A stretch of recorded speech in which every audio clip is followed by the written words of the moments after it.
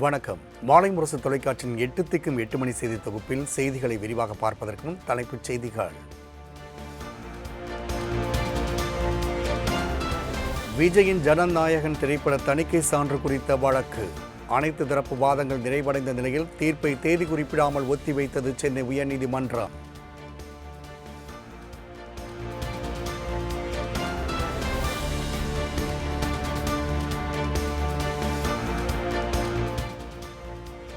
பரபரப்பான அரசியல் சூழலில் சபாநாயகர் அப்பாவு தலைமையில் கூடியது தமிழ்நாடு சட்டப்பேரவை கூட்டத்தொடர். 4வது ஆண்டாக அரசின் உரையை வாசிக்காமல் முழுமையாக புறக்கணித்து சென்றார் ஆளுநர் RN ரவி.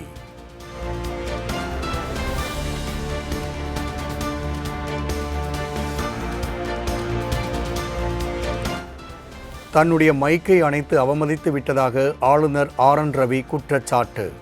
சட்டப்பேரவையில் தேசிய கீதம் இசைக்கப்படவில்லை எனவும் புகார்.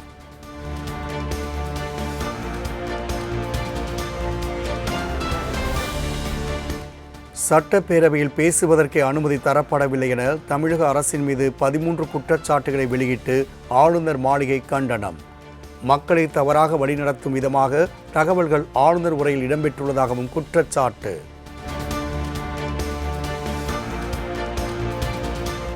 அரசின் உரையை ஆளுநர் படித்ததாக கருதி தீர்மானம் கொண்டு வந்தார் முதலமைச்சர் மு.க. ஸ்டாலின். அவை குறிப்பிலும் ஆளுநர் உரையை படித்ததாகவே இடம்பெறும் என்றும் அறிவிப்பு. நாடு அரசால் தயாரித்து அனுப்பி வைக்கப்பட்ட ஆளுநர் உரையை பேரவையில் படிக்காமல் மாண்புமிகு ஆளுநர் அவர்கள் சென்று வருவதை இப்பேரவை ஏற்கவில்லை. மாண்புமிகு ஆளுநர் அவர்களுக்கு அனுப்பி வைக்கப்பட்ட சட்டமன்ற உறுப்பினர்கள் மேசையில் உள்ள கணினியில் பதிவேற்றம் செய்யப்பட்ட ஆளுநர் உரையின் ஆங்கில மொழியாக்கம் இங்கே மாண்புமிகு ஆளுநர் அவர்களால் படிக்கப்பட்டதாக இப்பேரவை கருதுகிறது.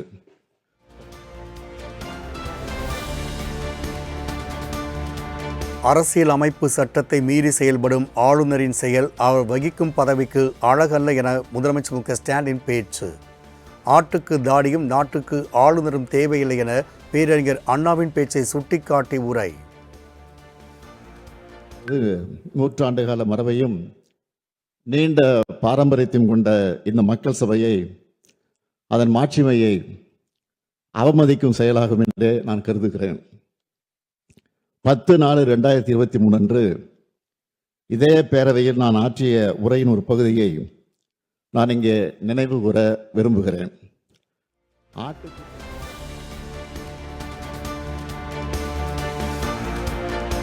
ஆண்டின் தொடக்கத்தில் ஆளுநர் உரை என்ற நடைமுறையை விலக்கும் மசோதாவை நாடாளுமன்றத்தில் திமுக முன்னெடுக்கும்.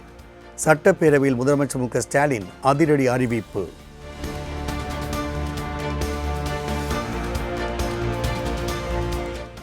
சட்டப்பேரவையில் சபாநாயகர் பேசும்போது பிற உறுப்பினர்களின் மைக் ஆஃப் செய்யப்படுவது மரபுதான். தன்னை பேச விடாமல் மைக் ஆஃப் செய்யப்பட்டதாக ஆளுநரின் குற்றச்சாட்டுக்கு சபாநாயகர் அப்பாவு பதில். எங்களுக்கு கொடுக்கப்பட்ட பணியை தாண்டி அது உள்ளுக்குள்ள பேசுறது மரபல்ல, அதை நம்ம அனுமதிக்க முடியாது. அப்படிப்பட்ட தொடக்கம் வந்ததுனால தான் நாம் எழும்புகிறோம். இப்போ நான் சபாநாயகர் எழுப்பி எனக்கு மைக் இருக்கும்போது மற்றவங்க கேட்கறதுக்காக மற்ற மைக்குகள் நிறுத்தப்படும். அதே போல தான் அவங்களுடைய மைக் அப்போ ஒர்க் பண்ணியிருக்காம இருந்திருக்கோம். அது மரபு தராது. ஸ்பீக்கர் சொல்றது கேட்கும். அதே போல அவங்க பேசும்போது நான் உட்காந்துக்கிட்டேன்.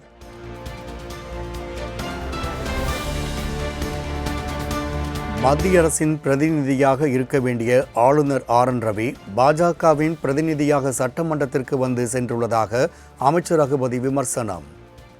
முதலில் தமிழ்த்தாய் வாழ்த்து பாடுவதும் இறுதியில் தேசிய கீதம் பாடுவதும் சட்டமன்றத்தின் மரபு. ஆளுநரின் மைக் அணைக்கப்படவில்லை என்றும் விளக்கம். எங்களுக்கு கிடையாது. அவரை நாங்கள் பேசத்தான் விட்டிருக்கோமே தவிர மைக்கை ஆஃப் பண்ண அழைக்கவில்லை. வேறு வேறு கேள்வி சொல்லிவிட்டு இப்பொழுது மைக்கை ஆஃப் செய்தார்கள் என்றால் மைக் ஆஃப் செய்யப்படவில்லை. அது சுத்தமான புழுகு. அதை தமிழக மக்களுக்கு தெரிவிப்பதற்காக இதன் மூலமாக தெரிவித்துக் கொள்கின்றோம்.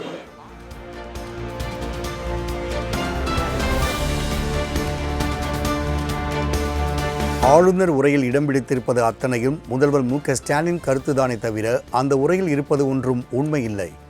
ஆளுநரை திமுக அரசு விமர்சிப்பது சரியில்லை என எதிர்க்கட்சித் தலைவர் எடப்பாடி பழனிசாமி பேட்டி. சார் இது வந்து ஆளுநர் அவர்களுடைய இதுக்கு நம்ம விமர்சனம் செய்வது சரியல்ல. மேதக ஆளுநரை பற்றி விமர்சனம் செய்வது முறையல்ல. நாங்கள் அது செஞ்சதும் கிடையாது. வேண்டாம்.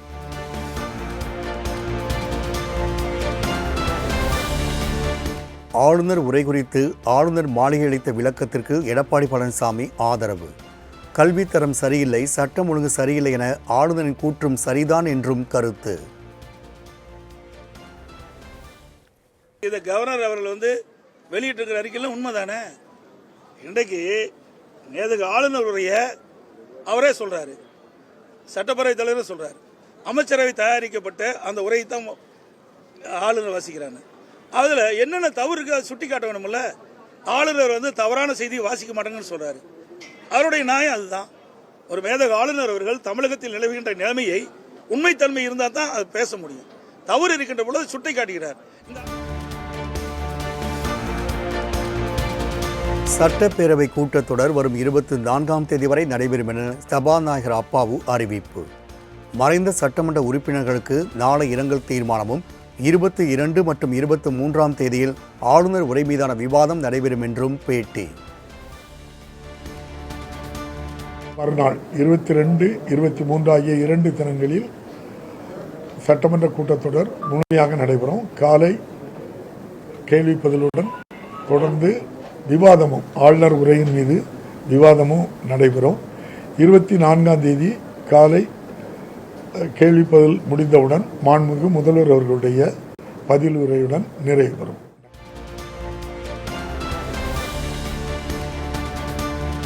சட்டப்பேரவையில் இருந்து எதிர்க்கட்சித் தலைவர் எடப்பாடி பழனிசாமி தலைமையில் அதிமுக உறுப்பினர்கள் வெளிநடப்பு. சட்டம் ஒழுங்கு தமிழகத்தில் சீர்குலைந்துள்ளதாகவும் தமிழக முதலமைச்சர் ராஜினாமா செய்ய வேண்டும் எனவும் கூறி அதிமுகவினர் முழக்கம்.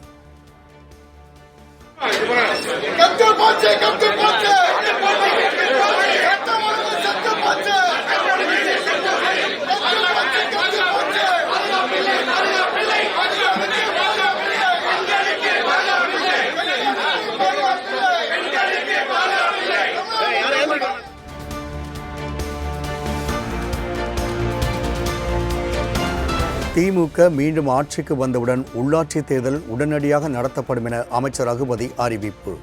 நடப்பாண்டில் செப்டம்பர் அல்லது அக்டோபரில் உள்ளாட்சி தேர்தல் நடத்தப்படும் எனவும் பேட்டி. நாங்கள் ஏன் பஞ்சாயத்து தேர்தலுக்கென்று பயப்பட வேண்டும்? எல்லாவற்றையும் ஒன்றாக ஒரே நேரத்திலே மாநகராட்சி, நகராட்சி, பேரூராட்சி, அதே போல உள்ளாட்சி அமைப்புகள் இவற்றுக்கான தேர்தலை நடத்த வேண்டும் என்பதுதான் எங்களுடைய நோக்கம். அதற்காகத்தான் தேர்தல் இன்றைக்கு வருகிற செப்டம்பர் மாதமும் அக்டோபர் மாதமும் அது அவர்களுடைய காலம் முடிகிற பொழுது அந்த தேர்தல் நடைபெறும் என்பதை நான் இங்கே தெரிவித்துக் கொள்ள.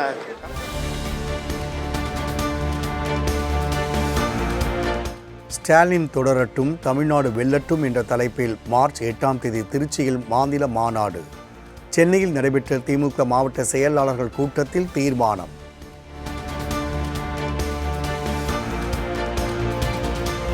மாமல்லபுரத்தில் பிப்ரவரி 2 மற்றும் 3ஆம் தேதிகளில் தமிழ்நாடு சுற்றுலா முதலீட்டாளர் மாநாடு. பல்வேறு நாடுகளின் பிரதிநிதிகள் மாநாட்டில் பங்கேற்க உள்ளதாக சுற்றுலாத்துறை அமைச்சர் ராஜேந்திரன் அறிவிப்பு. முதலீட்டாளர்களை கவர்ந்திட வேண்டும். அதற்கான பிப்ரவரி 2, 3 தேதிகளிலே மாமல்லபுரத்திலே சுற்றுலா முதலீட்டாளர்கள் மாநாட்டை நடத்த வேண்டும் என்று மாண்புமிகு தமிழ்நாடு முதலமைச்சர் அவர்கள் முடிவெடுத்திருக்கிறார்கள்.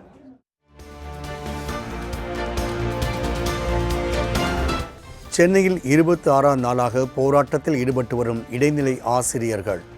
சாலையில் ஒற்றைக்காலில் நின்றும் தலைகீழாக நின்றும் நூதன முறையில் போராட்டம்.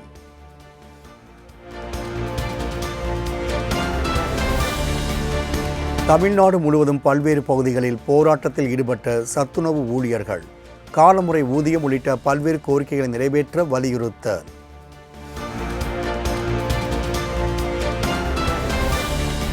சபரிமலை ஐயப்பன் கோவில் தங்க நகை திருட்டு வழக்கு தொடர்பாக சென்னையில் அமலாக்கத்துறை சோதனை.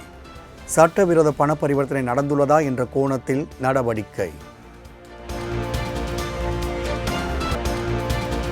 பிரதமர் மோடி முன்னிலையில் பாரதிய ஜனதா கட்சியின் தேசிய தலைவராக நிதின் நபீன் பதவியேற்பு. டெல்லியில் நடைபெற்ற பதவியேற்பு விழாவில் மத்திய உள்துறை அமைச்சர் அமித்ஷா, ராஜ்நாத் சிங், ஜே.பி. நட்டா உள்ளிட்டோர் பங்கேற்பு. नितिन नवीन जी आगे बढ़ो, आगे बढ़ो, नितिन नवीन जी आगे बढ़ो.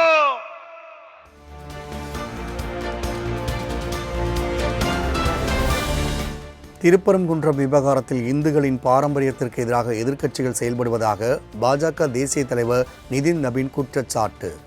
நீதிபதியை பதவி நீக்கம் செய்ய முயற்சிகள் நடைபெறுவதாகவும் திமுக மீது மறைமுகமாக விமர்சனம்.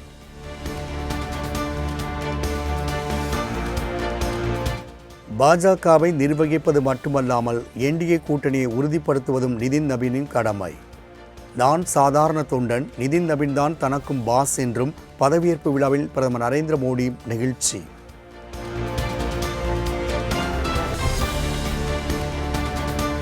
நாட்டில் ஏழைகள் பட்டினியால் வாட வேண்டும் என்பதைத்தான் பிரதமர் மோடி விரும்புகிறாரா என ராகுல் காந்தி கேள்வி. 100 நாள் வேலைத்திட்ட அறிவிப்பின் மூலம் ஏழைகளை மத்திய அரசு புறந்தள்ளி விட்டதாகவும் சாடல்.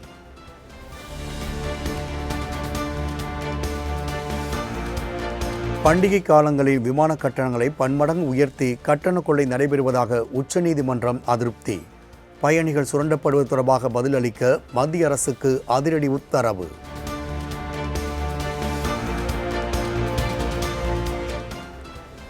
ஜெருசலேமில் உள்ள ஐநா தலைமை அலுவலகத்தை புல்டோசரால் இடித்து தள்ளிய இஸ்ரேல். பாதிக்கப்பட்ட மக்களுக்கு உணவு, மருந்து உள்ளிட்ட அடிப்படை உதவிகள் வழங்கும் கட்டிடம் மீதான இந்த தாக்குதல் சர்வதேச சட்ட மீறல் என பல்வேறு தரப்பினரும் விமர்சனம்.